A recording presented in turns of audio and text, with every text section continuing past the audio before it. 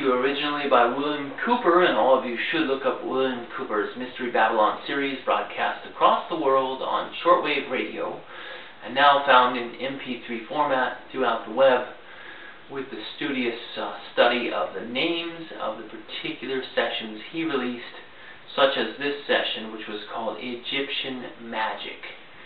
Egyptian Magic, which is part 3 in his series, is entitled 02_Egyptian Magic, well, Egyptian_Magic MP3. If you put that into Google, you should be able to find a safe download of that MP3. It's an hour-long series which looks at the opening of the tomb, again, the opening of the tomb of Tutankhamun. This individual pharaoh was basically surrounded by a sphere of influence which we can call benevolent beings. Malevolent beings. Beings which are evil by nature or harmful by nature. At the opening of this tomb was a stela which looks remarkably like a tombstone. And this stela was called the Stela of Malediction.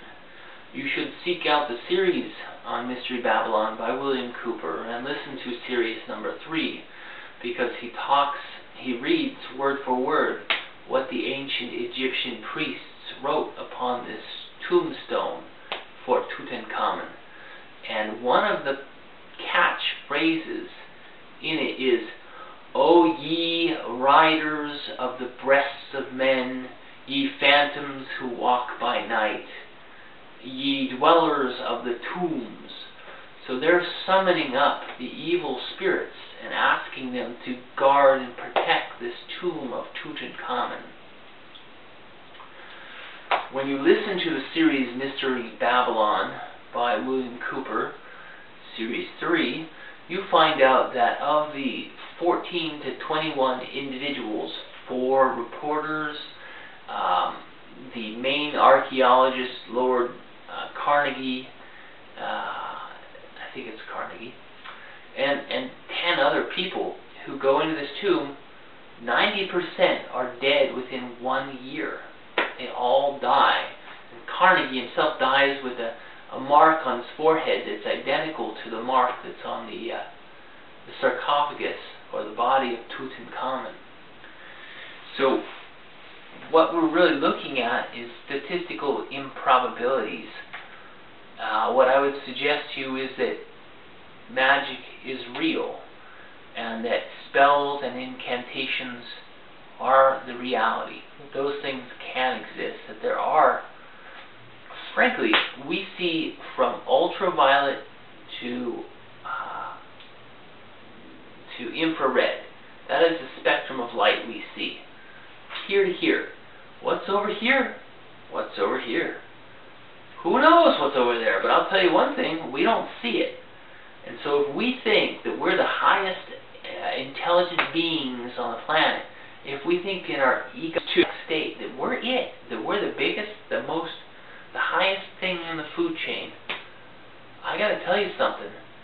You're on the 3rd rock from the sun, a G2 star, which is falling through space at 27,000 miles per hour. It's going to crash or not crash with who knows what. We're a speck of sand in a sea of infinity. Get over yourself. We're not the biggest thing there is.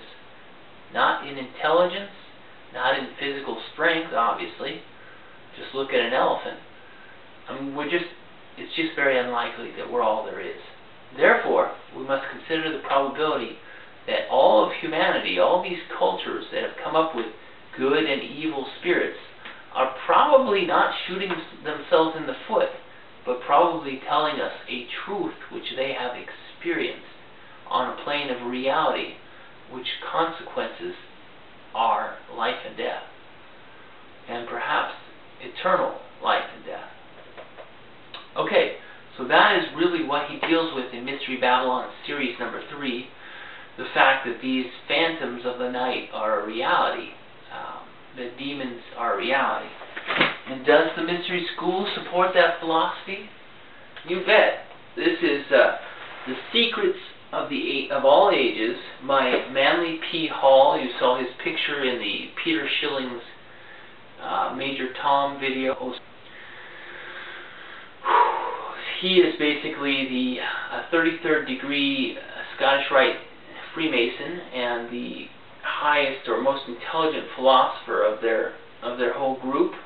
He and Albert Pike, the general of the Confederate Army and co-founder of the Ku Klux Klan, friend of Giuseppe Mazzini, the starter of the Illuminati branch called the Mafia in Italy.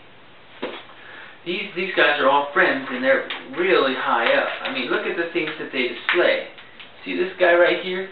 This is our picture of Shakespeare, or Shakes a Spear. See this guy right here? This is Francis Bacon. Francis Bacon and his literary society basically are the actual authors of Shakespeare's works. Do we think that a man who could barely make a sign for his name was the author of the literary works, which are numerous in volume and numerous in magnitude? I don't think so. I don't know about you, but I think when you really get down to researching these things, they're just not what we've been told. And that's okay, as long as we can figure out what's real. That's more important to me than what I've been told. So Manly P. Hall talks about the ability to summon up spirits from this other plane of existence, these phantoms that ride on the breasts of men, these demons, essentially, these ascended masters, as the New Age pronounces them. Well, the New Age was a book title, it was a magazine title, rather, by the Scottish Rite of Freemasonry, all the way up until people started calling themselves, oh, I'm a New Ager. I take crystals to my forehead. You know, peace, love, and granola. Well, there's nothing wrong with love, there's nothing wrong with peace, and there's nothing wrong with granola. And I don't mind drugs as long as they don't bring over you evil demons that cause you to think poorly of humanity or of yourself. Unless, of course, you need to reflect upon yourself and your conscience tells you, geez, dude, you're a pretty slimy dude. Get right with the Creator. And once you do that, all of nature is waiting for the sons and daughters of creation to come forward. The wind will listen to you. The sun will come out for you. The birds will sing for you. It's a state of absolute divine love. It is the place you want to be. So this is Mystery Babylon Series 3, and we'll do some reflections on it. But what you need to remember is that magic is real. And you have a choice between witchcraft and godcraft, between the light of the conscience and the light of Lucifer. And that's all I have to say about that. I'll see you at Session 4, Mystery Babylon Series, and perhaps at Session 4, which stands for, I gotta work on this, RC usually stands for Rose and Cross, but in my case it stands for Reflections, Corrections, and Solutions to Mystery Babylon. See you in Session 4.